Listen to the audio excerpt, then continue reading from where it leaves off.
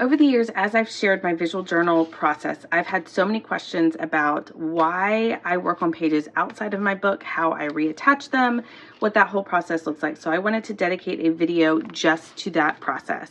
What I do before I start working in my visual journal is I go through and I thin out my book. I rip out every other page. I hang on to that stack of pages, and those are the pages I work on every week. I like to do it this way because there's a lot of materials that bleed through pages and would stain my other pages in my book.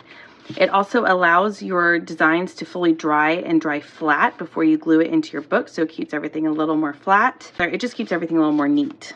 And then what I do is I prefer to use Mod Podge, but you can use any glue. And then I put glue on the page. And I put glue on my book page. The reason I put glue on both places is because it helps stick them together much better and quicker. Once I have them both glued, I normally start in the top corner.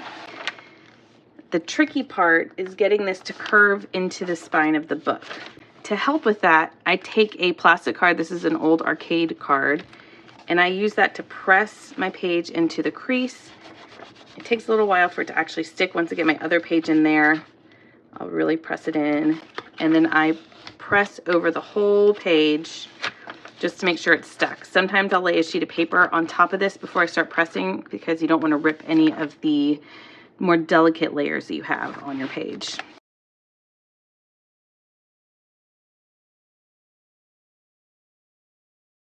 Once I get everything glued in, I go back and check my corners. A lot of times the paper doesn't quite stick down all the way, or some of your collage layers may not be tacked down quite enough.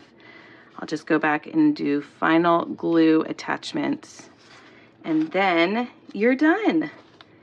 And your page is nice and flat and connected back into your book.